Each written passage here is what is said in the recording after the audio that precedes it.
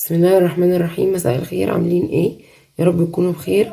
هنعمل مع بعض النهارده يا جماعه بسبوسه بالمكسرات، اللي هي من مايوي. تمام، هنجربها مع بعض النهارده. وطبعا زي ما قلت لكم قبل كده، كل حاجه بتبقى المقادير بتاعتها عليها من الظهر. تمام. اول حاجه كده البسبوسه اهي، اهو كيس البسبوسه. ماشي، اهو انا فتحت ده لقيت الكيس بتاعهم اهو، وحاطين كيس معاه مكسرات اللي هو جوز هند وزبيب وسوداني مجروش. تمام، فهنعمل الخطوات مع بعض دلوقتي. اول حاجه هنحط البسبوسه في البوله زي ما مكتوب بالظبط. على هنفتح بقى اهو كيس البسبوسه.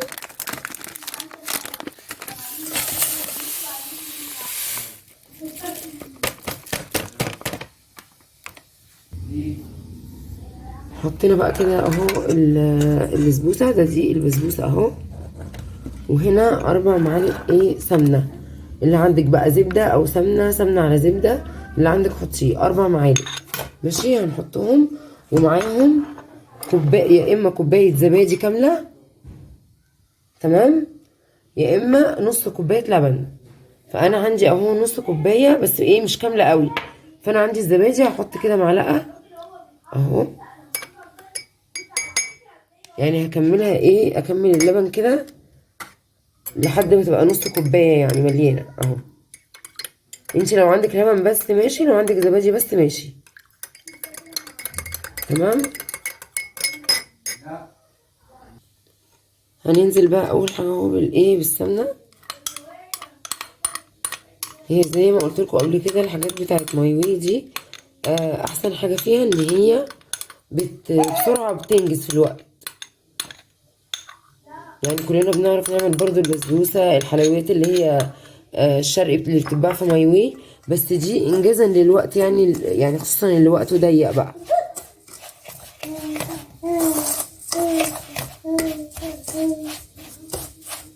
هنقلبها بقى كلها مع بعض كده كويس، اللي هو ايه السمنه مع البسبوسه هنقلبهم قوي.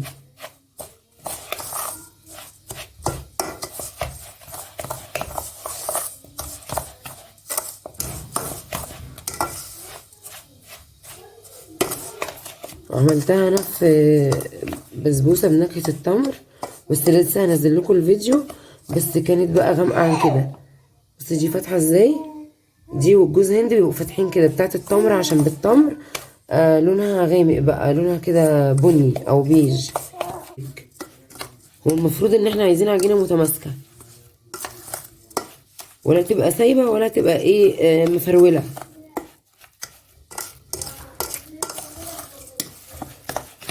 هي كده حلوه قوي اهو، كده قوام العجينه حلوه قوي متماسكه، ولا هي سايبه قوي ولا هي ايه يابسه كده ومفروله في ايدك. فكده تمام قوي. هنا بقى معانا صينيه اهي، تبقى مدهونه سمنه او زبده، يعني ايه ماده دهنيه بس، من غير دقيق ومن غير اي حاجه، هي سمنه بس كده. ونوع السمنه اللي تحطيها على البسبوسه زي ما انت عايزه، بس كل ما كانت احلى يعني هتبقى بتفرق طبعا جدا في الطعم. يعني اللي انا حطاها دي سمنه بلدي، وحاطه عليها معلقه واحده بس من اللي هي السمنه الصفراء العاديه اللي هي جنه، لكن كلها سمنه بلدي الباقي كله، عشان طبعا بتفرق في الطعم جدا، بتخليها فعلا بسبوسه بالسمنه البلدي زي اللي بتجيبها من المحلات الكبيره. هننزل بقى بالخليط كده. طبعا يفضل الصينيه تبقى اقل من كده في الارتفاع، يعني دي المتاحه عندي دلوقتي الارتفاع بتاعها ايه عالي، لكن الاحسن ان تبقى ايه صينيه البسبوسه اللي هي بتبقى مخصصه للبسبوسه، ارتفاعها بيبقى اقل من كده، بتبقى نص دي، نص ارتفاع دي.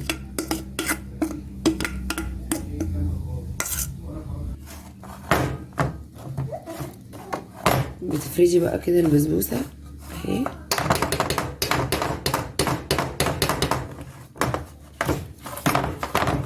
اهي حاولي تسويها كده. تمام،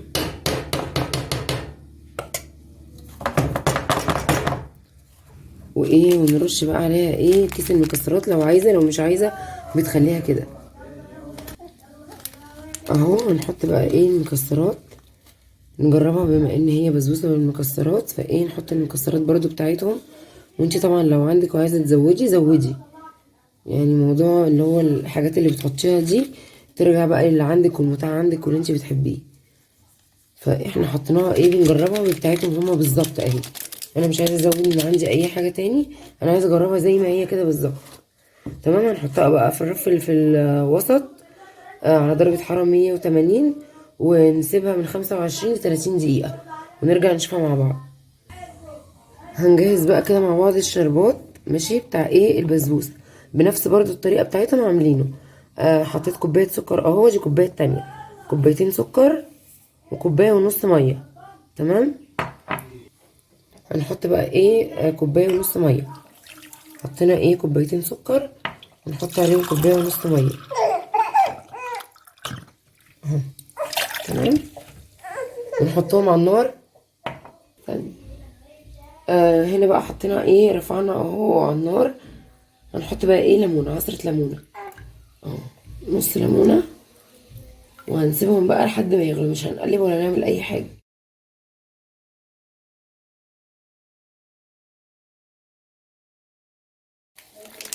هنحط بقى كده ايه بصوا الشربات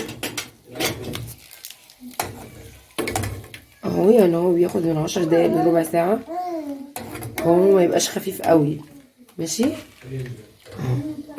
فكده ايه خلاص، يعني مثلا هو بقى 10 دقايق على النار او ربع ساعه، فاللي هو قبل ما تقفلي عليه 3 دقايق كده تحطي الايه الفانيليا، كيس فانيليا. تمام. عشان تبقى ريحتها قويه فيها، يعني ما يتغليش معاه من الاول خالص، لا قبل ما تقفلي عليها كده ب3 دقايق تحطي كيس الفانيليا. خرجنا البسبوسه اهي معانا من الفرن. تمام. انا طبعا لو انت عايزه لونها افتح من كده شويه وانا الشربات اهو جاهز معانا. قفلت عليه زي ما قلت لكم بعد الفانيليا على طول اخر 3 دقايق بس الفانيليا. طبعا هي سخنه والشربات سخن. هو مكتوب على العلبه بتاعت البسبوسه، مكتوب عليها بالشربات البارد. لما تقري هنا كده ورا على علبه البسبوسه مكتوب عليها ايه بالشربات البارد. بس انا لو يعني انت لو عايزاها مش طريه قوي اسقيها بالشربات البارد. بس انا بصراحه بحب ايه البسبوسه بالذات تبقى طريه قوي، ما بحبهاش تبقى ناشفه شويه او مخرفشه كده شويه، فانا بحبها تبقى طريه، فانا بسقيها بايه بالشربات السخن. تمام اهو عشان أنا بحبها طريه.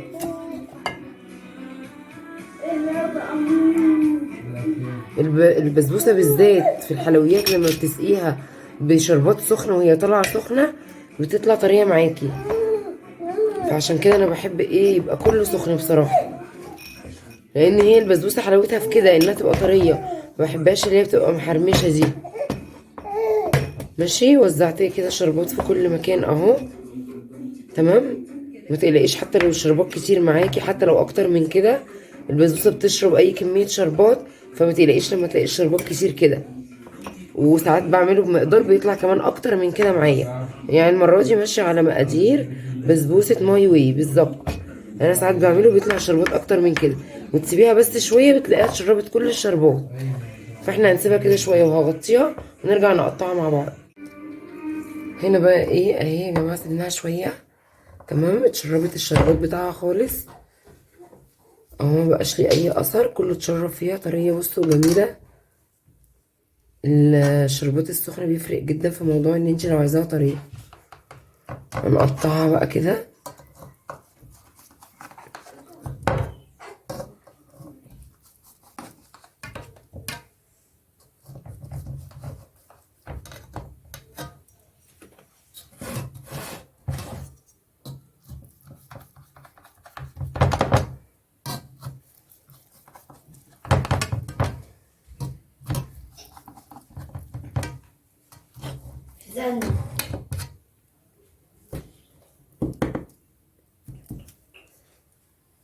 نطلعها بقى كده في طبق التقديم.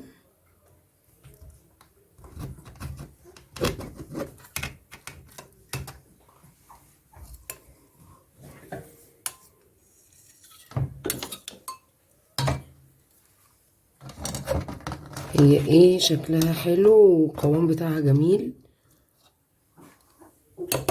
تمام، هندوقها بقى مع بعض عشان اقول لكم برضو رايي فيها بصراحه. بصوا انا حاسه ان هي وانا بطلعها كده يا جماعه دايبه دايبه اهي. بصوا هي البسبوسه بتبقى كده، انا بصراحه بالنسبه لي البسبوسه بالذات هي كده لازم تبقى طريه قوي كده.